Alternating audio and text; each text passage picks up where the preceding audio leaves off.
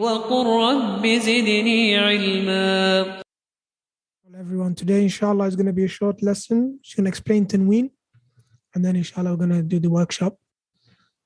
So right now inshallah just 10, 15, 20 minutes I'll try and explain Tanween, answer any questions that you might have. Idhnillah. Al-Wahid al-Qahar. Alright. Bismillah ar-Rahman ar-Rahim. Alhamdulillah Rabbil Alameen. Wa sallallahu wa sallam ala nabina Muhammad wa ala alihi wa sahbihi ajma'in. Hayakum Allah bayyakum. Ahlan wa sahlan bikum. I welcome all of you. It's going to be a short class inshallah. Tanween. Today we're going to talk about Tanween, also known in English as Nunation. They call it Nunation. Not sure if it's an actual English word or if it is a word that they just used as a terminology for this particular concept. Actually, I think I do know where they got it from or what it stands for, but I don't want to give it away. For those of you that haven't learned this concept yet, I want to give you the opportunity to guess, inshallah, what you think Tanween is. So let's start with a few words, example words. Here we have the word طالبا. طالبا. Mumtaz. So that's the first word. Then we have second word, which is, so I want you to pay attention to, 1 minute. Yeah, so here we have طالبا. طالبا. So when you listen to me saying طالبا, right, what do you feel or what do you think the difference is between this and what you've learned so far? And for those of you that don't know, you can type in the chat. Sorry, no woo clap today. So طالبا, for those of you that haven't learned this before, if you listen to what I'm saying, طالبا, obviously there's one thing you'll notice, right? Automatically. There's something that is different here. What is different? The extra fatha. The difference here is the extra fatha. Okay? So instead of one fatha, we have two fathas. So those of you that haven't learned this before, what do you think the extra fatha denotes? Especially when you hear me say طالبا. What is the difference here in terms of what I've pronounced? What did you expect me to pronounce and what have I pronounced? You can type that in the chat, inshallah, Zoom chat. For those of you that haven't learned this before, if nobody answers, I'll assume that most of you, or if not all of you, have learned this before. Expect an ah. Think become it will be an n or a noon. You're pronouncing a noon. Yes. So yeah, so perfect. So basically what I'm doing here is I'm pronouncing a noon. And that's why they called it Nunation. Nunation, which is a literal translation of Tanween. Tanween is to give something a noon, right? So what we're doing here is this extra fatha, it basically stands for a noon. And if you want to visualize that, then you can visualize it like this, a noon. Not any noon, a noon with sukoon. An unvoweled noon. So not a noon, it doesn't have a vowel, right?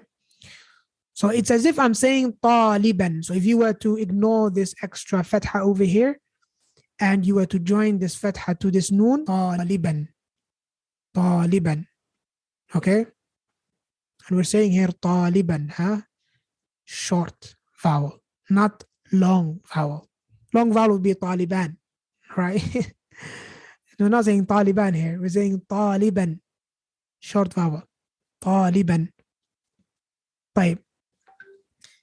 Someone asked, why is there an alif after it if it won't be pronounced? Spot on. Good question. We'll answer that question, inshallah. We will answer that question towards the end. Another example, قال من. Okay, listen to it.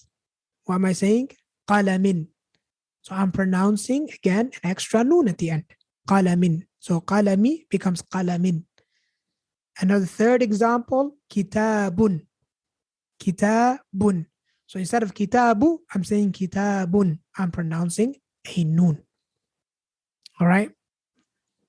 So that's what it's all about. Now, coming on to the question asked by someone, this alif over here, why is it written if you don't pronounce it? Well, as you can see, is not pronounced. We're saying Taliban, we're not stretching it. We're not saying Taliban. And the reason we're not saying Taliban anyway is because the alif comes after the noon. It wouldn't come before it anyway. It's not like this alif that stretches the fatha is in between the fatha and the noon. Then it would be a Taliban, right? Rather, this alif, it serves another purpose, which we're going to learn towards the end of the course. So this alif over here, it goes into the same bucket as ta marbuta. Ta marbuta, we said, it looks like a ta, but it's pronounced like a ha. Can you remember that? We said ta marbuta looks like a ta, but is pronounced as a ha. Now, somebody might say, how come? Why would we write it like a ha if it's pronounced like a ta?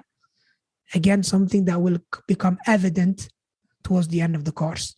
All right, it serves another purpose. So this alif over here, it's not redundant. It actually serves an important purpose, but that purpose is beyond today's lecture. Okay, all you need to know here when it comes to Tanween is that, and Tanween, to be honest, is the easiest concept. Out of everything that we've learned so far, Tanween is the easiest. All right, you know Fatha, you know what it does. All you need to do, if you see an extra Fatha, pronounce it as a Noon with Sukun. If you see an extra Kasra, pronounce it as a Noon with Sukun. And if you see an extra Dhamma, pronounce it as a Noon with Sukun. Okay? That's really what it comes down to. That's Tanween. There's nothing more to it. Pretty straightforward, very easy. Okay? Mumtaz. So this is when it comes to Tanween. Does anyone have a question? I mean, alhamdulillah that we ended up doing Tanween today. You know, alhamdulillah, I couldn't do a long lesson anyway, so it comes in quite handy that today's lesson is Tanween. So I don't want any of you thinking that I've really cut the lesson short and I've took away from the explanation. I haven't. Even if I were going to give an hour lesson today, the explanation, this all that there would be to the explanation. It wouldn't be anything beyond this. Maybe we would have taken Shadda as well along with Tanween, perhaps. But there's nothing beyond Tanween. There's the video, and that's all that there's to it.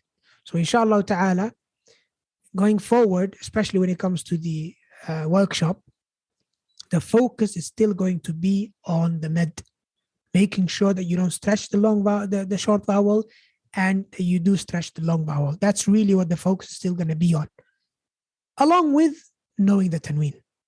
All right. So obviously, as you can see in this example over here, we have a med over here, right? So you say taliban, not taliban. You have kitabun, don't say kitabun, right? Qalamin, don't say qalamin, right? So that's very important in that regard. So I think what we're going to do, inshallah ta'ala, is unless anybody has any questions, I'm probably going to bring this meeting to an end. Yes, definitely. We'll give you more time to study. And please, those of you that are on Module 2 in Google Classroom, or those that are not, text me, inshallah, so I can hook you up with the link. Please go on Google Classroom. I've posted a lot of self-practice exercises. Make sure you go through them. Alhamdulillah, make sure you go through them until it becomes second nature. It's not enough to do it once. Wallah, it ain't enough to do it once. Do it once, do it twice, do it 3 times, until you become fluent, inshallah ta'ala. Okay, so those practice exercises there, they're not put there for you to do it once. I've put them there and I've made sure that they are not to be submitted so you can do them a million times. All right, so make sure you do them. This is what will make you a confident, fluent, accurate reader. inshallah. بارك الله فيكم. هذا والله أعلم وصلى الله وسلم على نبينا محمد.